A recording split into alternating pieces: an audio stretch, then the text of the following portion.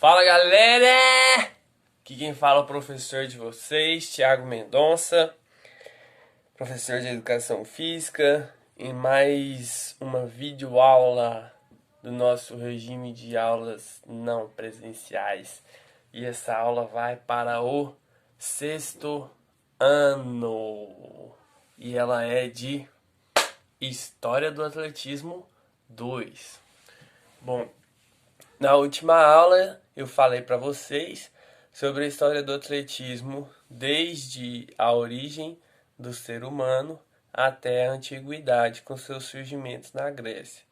E agora, nessa aula, eu vou detalhar um pouco o surgimento dessas provas do atletismo na Grécia Antiga.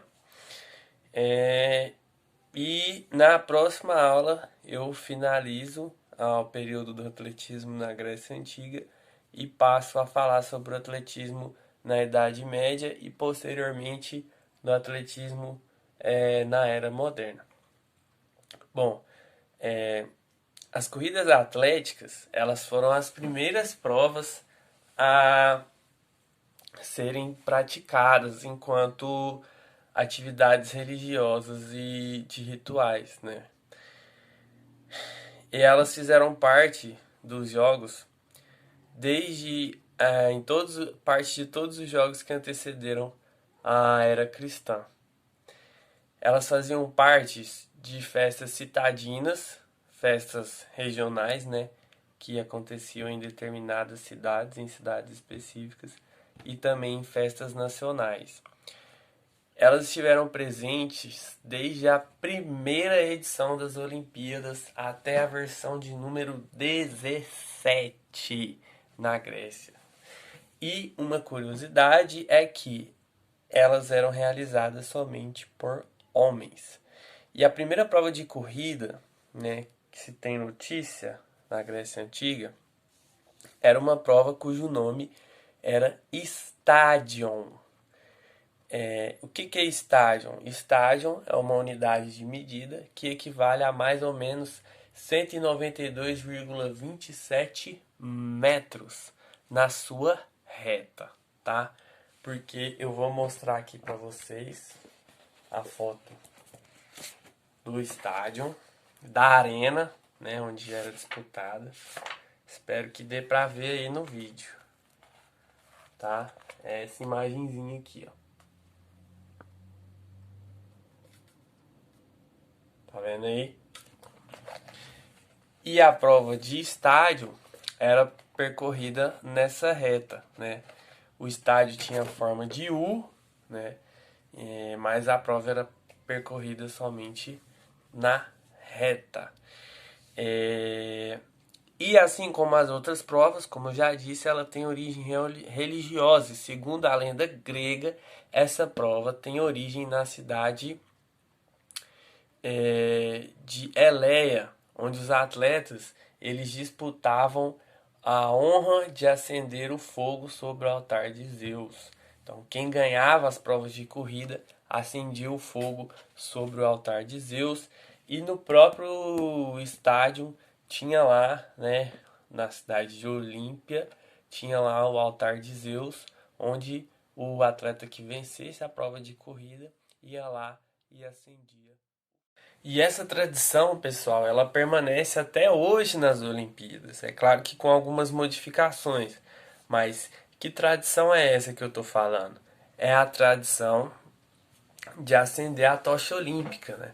Em todas as edições modernas da Olimpíada, houve o revezamento da tocha, onde cada atleta carregava essa tocha por um determinado período, passa a tocha para outro atleta e no final, né, na cerimônia de abertura dos Jogos Olímpicos é acendida a grande tocha olímpica, né? Então essa cerimônia ela é a mesma cerimônia que era realizada lá na antiguidade, né? Ela tem origem lá nesse culto religioso a Zeus. Não sei se vocês acompanharam pelos jornais, mas o Comitê Olímpico Internacional alterou, né, as datas de início das Olimpíadas. As Olimpíadas serão no ano que vem, a partir do dia 22 de julho. Antes dessa decisão, né, as Olimpíadas ainda estavam mantidas e o revezamento da tocha olímpica estava acontecendo ainda. Só que sem plateia, né, sem ninguém assistindo. Mas o revezamento, até um determinado ponto, aconteceu o revezamento da tocha olímpica somente com os atletas e parte do comitê organizador das Olimpíadas. Essas competições que eu tenho falado, elas eram assistidas por centenas de pessoas, né, dentro da arena, que festejavam as vitórias juntamente com os atletas em homenagem aos deuses do Olímpico. Então essa tradição que a gente tem hoje também de comemorar a vitória, né, dos nossos atletas, dos atletas pelos quais nós torcemos, ela também é bem antiga e bem remota. Tem origem lá na Grécia Antiga, onde a torcida, onde os espectadores das provas olímpicas comemoravam as vitórias junto com os atletas. E além do estádio, outras provas foram surgindo, né? Alguns anos depois, outras provas foram surgindo. Entre elas o diaulos, ou duplo estádio, que significa que o atleta teria que percorrer a reta, né? Os 192,97 metros duas vezes. Por isso que é o nome de aulos. E no final dessa reta havia um terminal, que era tipo um poste grandão assim, né? E no final da reta o atleta dava a volta nesse poste e corria a reta mais uma vez para completar o percurso duas vezes.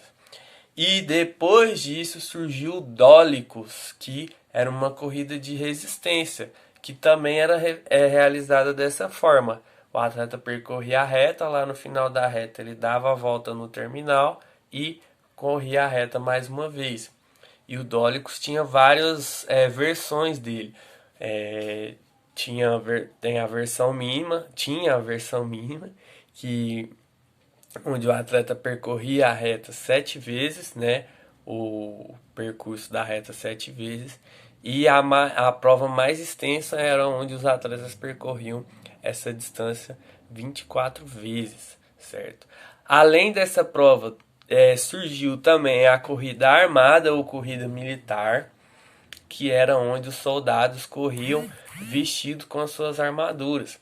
Essa prova ela também servia como treinamento para algumas batalhas, que como eu disse para vocês, a partir do momento que o homem passou a se fixar num lugar só para cultivar a terra, ele passou a se organizar em tribos e aí a partir daí os movimentos, né, as habilidades de andar, saltar, correr, arremessar e lançar, elas eram utilizadas com esse intuito de batalha, e que posteriormente essas tribos se tornaram vilas ou vilarejos e depois grandes cidades.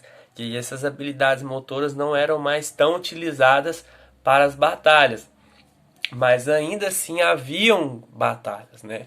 E a corrida armada ou a corrida militar era uma das formas de preparar os soldados para as grandes batalhas, né? Porque nas batalhas eles percorriam andando ou corriam grandes distâncias vestindo a armadura. Então tinha essa corrida onde os atletas corriam vestidos com a armadura.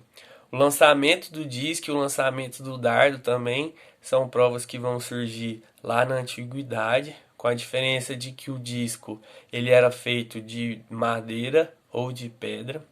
O lançamento do dardo tinha duas provas. Uma prova era onde o atleta tinha que lançar vencia o atleta que lançava o dardo mais longe, e em outra prova se estipulava um alvo fixo que o atleta tinha que acertar com o dardo. O salto em distância também já era praticado, né, com a diferença de que naquela época se tinha a marca no chão e o atleta fazia um impulso com os dois pés, segurando halteres nas mãos, né? Halter é um peso e os atletas seguravam esses pesos que eram feitos com madeiras ou pedra. E os pesos tinham aí, em média de 1 a 4 quilos. Os atletas acreditavam que saltando com o peso nas mãos, esse peso daria impulso para eles saltarem mais longe. E a prova mais esperada dos Jogos Olímpicos era a prova do pentathlon, né? Hoje a gente tem a prova do decathlon, que é uma prova onde tem 10 provas ali. Natação, bicicleta, né, ciclismo, corrida. Tem o triatlon, que é corrida, ciclismo e natação. E naquela época tinha o pentathlon. E por que essa prova era mais esperada pelos espectadores? Porque o atleta que vencesse a prova do pentathlon, ele sim seria o atleta mais próximo dos deuses, né? Com a capacidade física incrível, tão incrível que chegaria próximo dos deuses. Portanto, seria o verdadeiro semideus. O atleta mais completo, né? Vencendo as 5 provas. E aí o pentathlon era constituído de 5 provas, que era a corrida, a luta, o salto, o lançamento do disco e o lançamento do dardo. Bom, e aí a partir daí, pessoal, começam a acontecer várias outras mudanças que vão impactar a vida do atletismo e dos Jogos Olímpicos também. E aí eu trago para vocês na próxima aula. Vou deixar também uma atividade no site relacionada a essa aula, tá? Então prestem bastante atenção no vídeo para você conseguir responder as perguntas. Ok? Beijo, beijo pessoal, tchau, tchau e até a próxima aula.